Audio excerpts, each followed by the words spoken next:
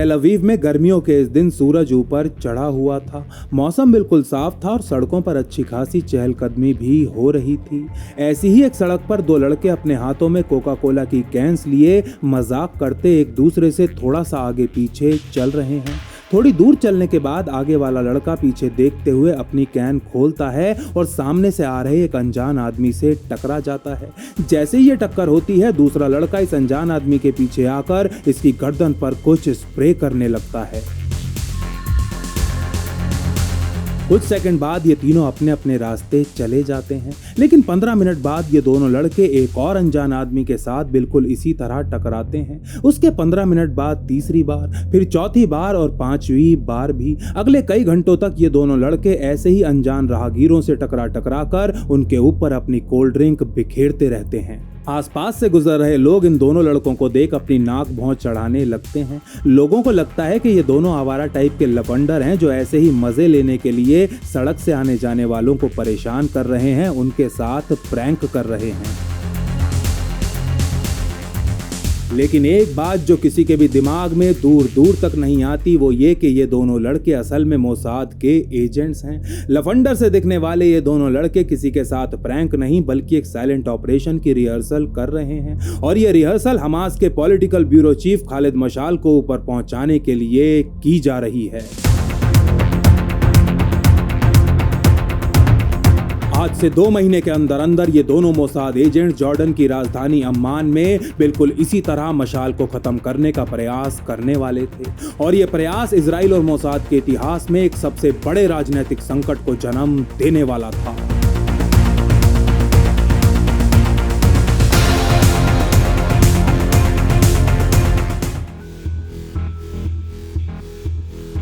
इकतीस जुलाई 1997 के दिन इजराइल के प्रधानमंत्री बेंजामिन नेतन्याहू अपने कैबिनेट की एक इमरजेंसी मीटिंग बुलाते हैं। इस मीटिंग से एक दिन पहले जेरूसलम के महाने यहूदा मार्केट में एक आत्मघाती हमला हुआ था, जिसमें 16 इजरायली नागरिक मारे गए थे जबकि 169 घायल हुए थे। अब नेतन्याहू इस हमले के लिए जिम्मेदार लोगों से हिसाब बराबर करना चाहते थे, और इन लोगों में से एक आदमी था हमास का पॉलिटिकल ब्यूरो चीफ खालिद मशाल। मशाल एक 41 वर्षीय कंप्यूटर इंजीनियर था जो हमास में बहुत ही तेजी से ऊपर चढ़ रहा था। इस समय वो जॉर्डन की राजधानी अम्मान में रह रहा था, जहां उसे जॉर्डन की सरकार से समर्थन और सुरक्षा दोनों ही मिले हुए थे। नेतन्याहू को पूरा विश्वास था कि यदि मशाल को जल्द से जल्द नहीं रोका गया तो इजराइल की धरती पर इस प्रकार के हमले बढ़ते ही चले जाएंगे। नेतन्याहू की कैबिनेट भी उनकी बात से पूरी सहमति जताती है और मशाल को हिट करने वाले प्लान के ऊपर अपनी मोहर लगा देती है। कैबिनेट से सहमति मिलने के बाद बेंजामिन नेतन्याहू अपने मोसाद चीफ जनरल डैनी यातोम से मिलते हैं, जिसके बाद यातोम मोसाद हेडक्वार्टर्स में अपने सभी डिपार्टमेंट हेड्स की एक मीटिंग बुलाते हैं। अक्टूबर 1994 में इजराइल और जॉर्डन के बीच एक शांति समझौता हुआ था, जिसके तहत उस समय के इजरायली प्रधानमंत्री यात्सिक रबीन ने जॉर्डन के अंदर मोसाद की सभी गतिविधियों को स्थायी रूप से सस्पेंड कर दिया था। मोसाद का चीफ बनने से पहले डैनी यातोम प्रधानमंत्री रबीन के रक्षा सेक्रेटरी रहे थे, और जब तक वो इस पद पर रहे उन्होंने इस शांति समझौते का पूरी ईमानदारी के साथ पालन किया था। लेकिन आज 1997 में यित्ज़हाक रबीन ना ही इजराइल के प्रधानमंत्री थे और ना ही इस दुनिया में।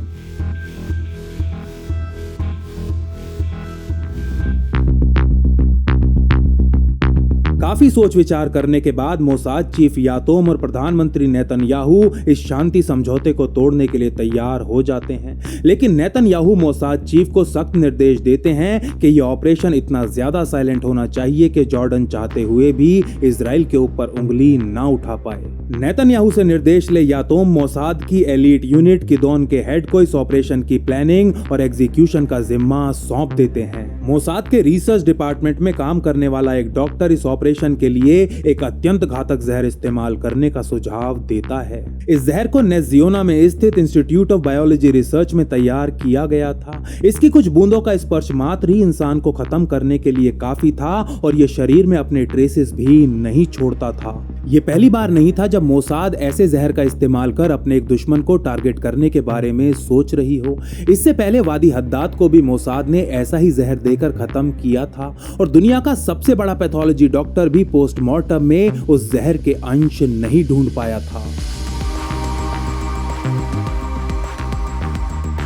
ऑपरेशन से लगभग 6 हफ्ते पहले मोसाद के कुछ एजेंट जॉर्डन पहुंच जाते हैं। सऊदी पासपोर्ट से लेस ये एडवांस टीम मशाल के डेली रूटीन पर नजर रखना शुरू कर देती है। वो अपने घर से कितने बजे निकलता है, गाड़ी में उसके साथ कौन कौन होता है, वो कौन से रूट का इस्तेमाल करता है, उस रूट पर ट्रैफिक कैसा होता है, क्या वो रास्ते में कहीं रुकता है तो कहां और कितनी देर। मोसाद की एडवांस टीम इस प्रकार की बारीक से बारीक जानकारी इकट्ठा कर अपनी इंटेलिजेंस रिपोर्ट बनाती है और इस रिपोर्ट को तेल अवीव में मोसाद के हेडक्वार्टर्स भेज देती है। इस रिपोर्ट के अनुसार मशाल रोज सुबह अपने घर से बिना बॉडीगार्ड्स के बाहर निकलता था और अपने ड्राइवर के साथ एक काले रंग की एसयूवी गाड़ी में बैठ पैलेस्टीनियन रिलीफ ब्यूरो के लिए निकल जाता था, जो अम्मान की शामिया सेंटर बिल्डिंग में स्थित था। मशाल के नीचे उतरते ही उसका ड्राइवर गाड़ी को ले पार्किंग के लिए निकल जाता था और कुछ मीटर का छोटा सा फासला तय कर मशाल बिल्डिंग के अंदर प्रवेश किया करता था। इस सर्वेलेंस रिपोर्ट के अनुसार मशाल को हिट करने का सबसे उपयुक्त समय तभी था जब वो अपनी गाड़ी से उतर फुटपाथ से होते हुए अपनी ऑफिस बिल्डिंग में घुस रहा हो।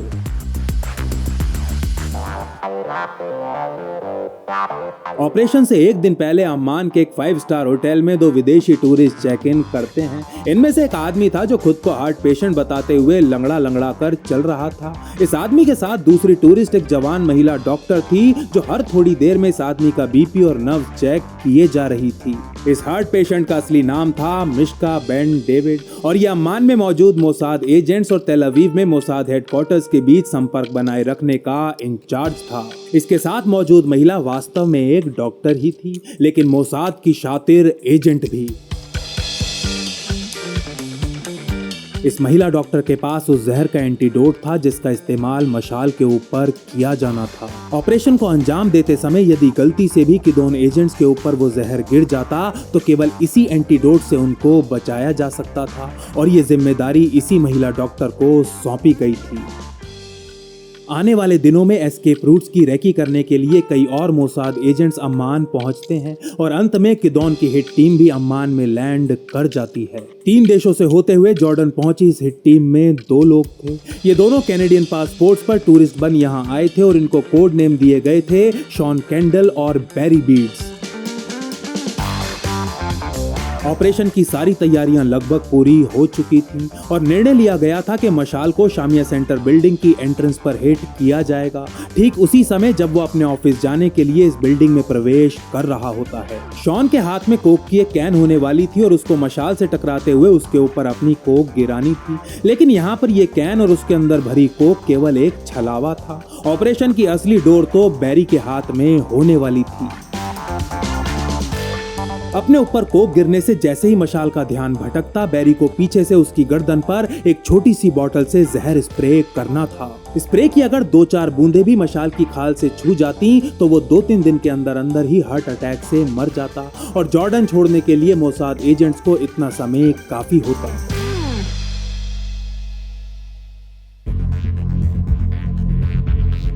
इस ऑपरेशन का कमांडर मशाल की ऑफिस बिल्डिंग के सामने सड़क पर अपनी पोजीशन ले लेता है। ये पहले ही डिसाइड किया जा चुका था कि टारगेट एरिया में सेल फोन्स या फिर किसी भी प्रकार की इलेक्ट्रॉनिक डिवाइस का इस्तेमाल नहीं किया जाएगा।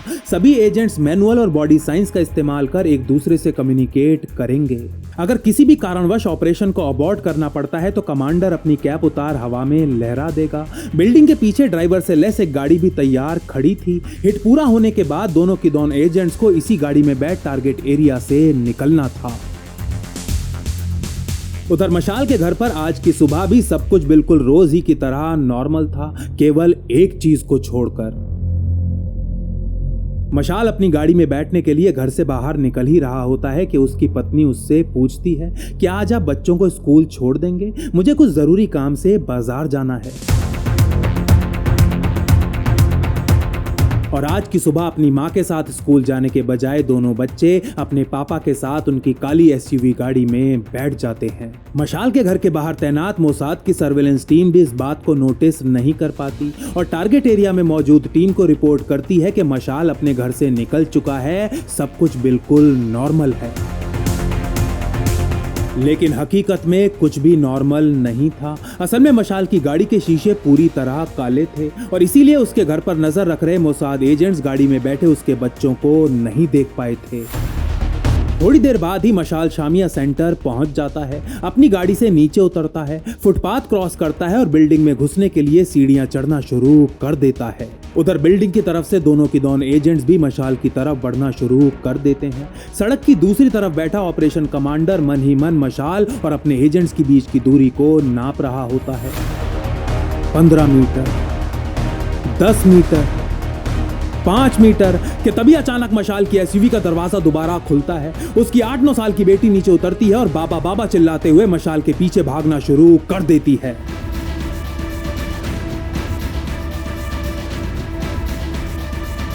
ऑपरेशन कमांडर इस बच्ची को देख लेता है और तुरंत अपनी टोपी उतार अपने एजेंट्स को मिशन अबॉर्ट करने का इशारा करने लगता है। लेकिन इस अत्यंत नाजुक समय पर शॉन और बैरी बिल्डिंग की एंट्रेंस पर बने बड़े बड़े खंभों के पीछे थे और वो अपने कमांडर का ये संकेत नहीं देख पाते। इन दोनों एजेंट्स का ध्यान मशाल के ऊपर इतना ज्यादा केंद्रित था कि इनकी नजर उस बच्ची के ऊपर भी नहीं पड़ती। दोनों एजेंट्स आगे बढ़ते रहते हैं और मशाल के सामने पहुंचते ही शॉन अपनी कोक की कैन खोलना शुरू कर देता है। आज से पहले 34 बार इन दोनों एजेंट्स ने इस सीन की प्रैक्टिस की थी और हर बार पहली बार में ही कोक की कैन खुल जाया करती थी। लेकिन आज 35वीं बार जब इस कैन का खुलना सबसे ज्यादा जरूरी था, तब ये नहीं खुल पाती। शॉन का डाइवर्जन फेल हो चुका था, लेकिन मशाल के पीछे से आ रहा बैरी फिर भी जहर स्प्रे करने के लिए अपना हाथ ऊपर उठाने लगता है कि ठीक इसी समय एसयूवी का ड्राइवर मशाल की बेटी को गाड़ी में वापस लाने के लिए नीचे उतरता है और एक अनजान आदमी को अपने बॉस के पीछे हाथ उठाते हुए देख जोर जोर से चिल्लाना शुरू कर देता है।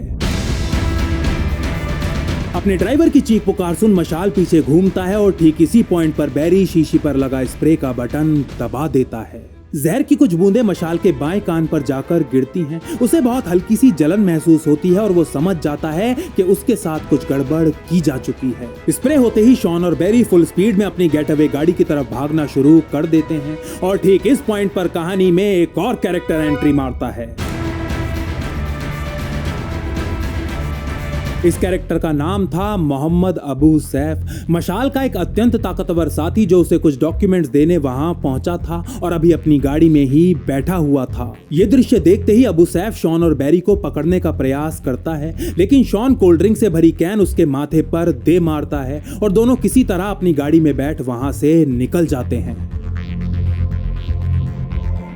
लेकिन इस ऑपरेशन की सबसे बड़ी गलती होना अभी भी बाकी था। मोसाद की गाड़ी का ड्राइवर शॉन और बैरी को बताता है कि उसने अबू सैफ को उनकी गाड़ी का नंबर लिखते हुए देखा है।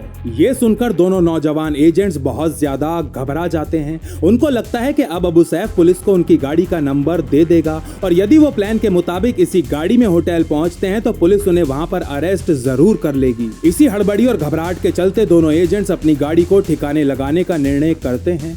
थोड़ी आगे जाने के बाद शॉन और बैरी गाड़ी से नीचे उतर जाते हैं और ड्राइवर गाड़ी को डंप करने के लिए आगे निकल जाता है। लेकिन इन दोनों एजेंट्स ने जितना सोचा था, अबू सैफ उससे कहीं ज्यादा जिद्दी था। जब से मोसाद की गाड़ी टारगेट एरिया से निकली थी, तब से ही अबू सैफ अपने पैरों पर इस गाड़ी के पीछे पीछे दौड़ रहा था। गाड़ी से उतरने के बाद शॉन और बैरी एक दूसरे से थोड़ा फासला बनाते हुए होटल की तरफ आगे बढ़ने लगते हैं कि तभी अचानक अबू सैफ बैरी के सामने प्रकट होता है और उसकी शर्ट का कॉलर दबोचकर जोर जोर से चिल्लाने लगता है कि इसने मशाल पर हमला किया है, इसने मशाल पर हमला किया है। सड़क की दूसरी साइड से दृश्य देख शॉन भागकर वहां आता है और अबू सैफ के सिर पे चोट कर उसे नीचे गिरा देता है। ये लड़ाई देख धीरे धीरे वहां पर भीड़ इकट्ठा होनी शुरू हो जाती है। भीड़ जो देख रही थी कि जॉर्डन की राजधानी अम्मान में दो गोरे विदेशी एक अरबी को पीट रहे हैं। इससे पहले कि ये भीड़ शॉन और बैरी की धुनाई करना शुरू करती है, एक पुलिस ऑफिसर वहां पहुंच जाता है और भीड़ को तितर बितर करने के बाद ये पुलिस ऑफिसर दोनों एजेंट्स और अबू सैफ को एक टैक्सी में बिठा पुलिस स्टेशन ले जाता है। पुलिस स्टेशन पहुंचने के बाद शॉन और बैरी के पास से कैनेडियन पासपोर्ट्स मिलते हैं, इसीलिए जॉर्डेनियन अथॉरिटीज कनाडा के दूतावास से संपर्क करती हैं। कैनेडियन दूतावास का एक कर्मचारी दोनों मोसाद एजेंट से थोड़ी देर बात करने के बाद जॉर्डन के अधिकारियों से कहता है, मुझे नहीं पता कि ये लोग कौन हैं, लेकिन एक बात मुझे जरूर पता है कि ये दोनों कैनेडियंस तो बिल्कुल नहीं हैं। उधर इस असफल ऑपरेशन की खबर मिलते ही होटल में हार्ट पेशेंट की एक्टिंग कर रहे मोसाद के senior officer Mishka Ben David के दिल में सच का दर्द होने लगता है और वो तुरंत तेल अवीव में मोसाद चीफ डैनी यातोम को रिपोर्ट भेज सब कुछ बता देते हैं। यातोम महिला डॉक्टर को होटल में ही रुकने और बाकी सभी एजेंट्स को अम्मान में स्थित इजरायली एम्बेसी में शरण लेने का आदेश देते हैं और खुद प्रधानमंत्री नेतन्याहू से मिलने के लिए निकल पड़ते हैं।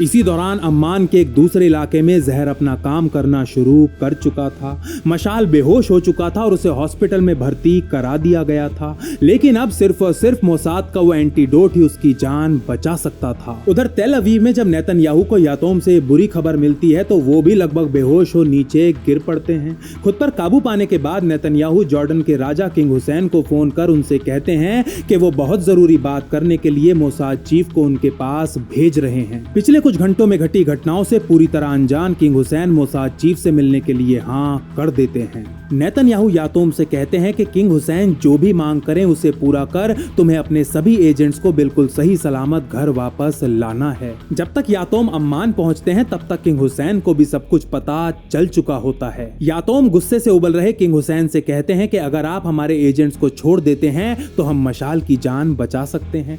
जो जहर उसे दिया गया है उसका एंटीडोट पूरी दुनिया में केवल हमारे पास है। किंग हुसैन फटाफट अस्पताल फोन कर मशाल की तबीयत पता करते हैं। उन्हें बताया जाता है कि उपचार के बावजूद भी उसकी हालत तेजी से बिगड़ती जा रही है। किंग हुसैन जल्द से जल्द मशाल को रॉयल हॉस्पिटल में ट्रांसफर करने का आदेश देते हुए डैनी यातोम की यह ऑफर स्वीकार कर लेता है। उधर मिश्का बेन डेविड होटल में वापस पहुंचते हैं और उस एंटीडोट को नष्ट करने के बारे में सोचने लगते हैं। उनको लग रहा था कि यदि वो और महिला डॉक्टर दोनों अरेस्ट हुए और उनके पास से एंटीडोट मिला तो समस्या और भी ज्यादा गंभीर हो जाएगी। एंटीडोट की शीशी को तोड़कर फ्लश करने के लिए मिश्का टॉयलेट में घुस ही रहे होते हैं कि तभी उनके कमरे का फोन बजने लगता है। फोन की दूसरी तरफ से बोल रहा मोसाद का यूनिट कमांडर उनसे पूछता है कि क्या एंटीडोट अभी भी उनके पास है। जैसे ही मिश्का हाँ में उत्तर देते हैं तो उनसे कहा जाता है कि होटल की लॉबी में जॉर्डेनियन आर्मी का एक कैप्टन उनका इंतजार कर रहा है। ये एंटीडोट उसके हाथों में दे दिया जाए। एंटीडोट के साथ उस महिला डॉक्टर को भी रॉयल हॉस्पिटल ले जाया जाता है, लेकिन बात जब मशाल को ये एंटीडोट देने की आती है तो ये महिला डॉक्टर ऐसा करने से साफ इनकार कर देती है। वो कहती है कि जब तक खुद मोसाद चीफ मुझे आदेश नहीं देते मैं ये इंजेक्शन किसी को भी नहीं लगाने वाली, चाहे मेरे सामने मेरा बेटा ही इस हालत में क्यों ना पड़ा हो। डैनी यातोम इजरायली एम्बेसी से हॉस्पिटल फोन कर खुद इस महिला को आदेश दे देते हैं, लेकिन अभी ये महिला मशाल को इंजेक्शन लगाने ही वाली होती है कि तभी एक और समस्या उठ खड़ी होती है। किंग हुसैन का व्यक्तिगत डॉक्टर जिसे मशाल को बचाने की जिम्मेदारी सौंपी गई थी वो कहता है कि जब तक मुझे इस लिक्विड का फॉर्मूला पता नहीं चल जाता मैं मशाल को ये इंजेक्शन नहीं लगाने दूंगा। अब जॉर्डेनियंस फॉर्मूले की मांग कर रहे थे, लेकिन मोसाद चीफ इसके लिए बिल्कुल भी तैयार नहीं हो रहे थे। एक स्टैंड ऑफ की स्थिति बन चुकी थी, समय बर्बाद हो रहा था और उधर मशाल की हालत बहुत ज्यादा बिगड़ती जा रही थी। कोई हल ना निकलता देख किंग हुसैन प्रधानमंत्री नेतन्याहू को फोन कर उनसे कहते हैं कि यदि जल्द ही उनके डॉक्टर्स को फॉर्मूला नहीं बताया गया तो अपनी आर्मी को आदेश देंगे कि इजरायली एम्बेसी के अंदर घुस के बाकी के एजेंट्स को भी गिरफ्तार कर लिया जाए।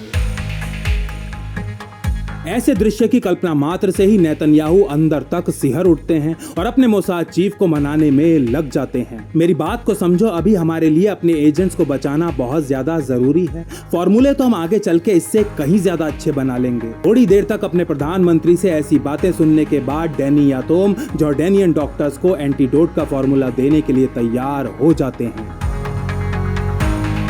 लगभग आधे घंटे बाद अम्मान के रॉयल हॉस्पिटल में इंजेक्शन लगते ही खालिद मशाल अपनी आंखें खोल लेता है।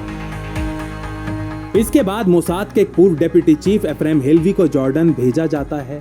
हेल्वी किंग हुसैन के अच्छे दोस्त थे और जॉर्डन के डिप्लोमेट्स के साथ भी उनके काफी अच्छे रिश्ते माने जाते थे। हेल्वी जॉर्डन के राजा से मिलते हैं और इजरायली एम्बेसी में मौजूद अपने 4 एजेंट्स के बदले इजराइल की जेलों में बंद कई लोगों को छोड़ने का प्रस्ताव रखते हैं, जिसे राजा खुशी खुशी स्वीकार कर लेता है और उसी दिन ये चारों एजेंट्स हेल्वी के साथ इजराइल वापस लौट जाते हैं। जेल में बंद बाकी के 2 एजेंट शॉन और बेरी को छुड़ाने के लिए इजराइल के विदेश मंत्री एरियल शरोन को अम्मान भेजा जाता है। जॉर्डन की सरकार इन दोनों को छोड़ने के बदले इजराइल से 20 और कैदियों को छोड़ने की मांग करती है, जिसे शरोन स्वीकार कर लेते हैं। लेकिन जब शॉन और बेरी को छोड़ने का समय आता है तो जॉर्डेनियन सरकार अपनी बात से पलट जाती है और इजराइल से और भी कई चीजों की मांग करने लगती है।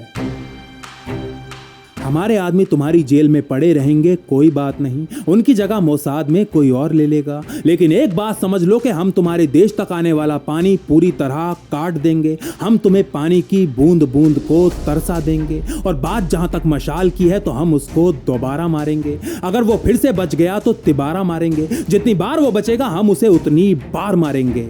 अम्मान शहर छोड़ो, अगर वो आपके रॉयल पैलेस में भी छिपा होगा तो हम उसे रॉयल पैलेस के अंदर घुस के मारेंगे, लेकिन मारेंगे जरूर। एरियल शरोन का ये रूप देख वहां मौजूद किंग हुसैन के सभी ऑफिशियल्स, जनरल्स और बॉडीगार्ड्स दंग रह जाते हैं और किंग हुसैन पहली वाली डील का सम्मान करने के लिए मान जाता है।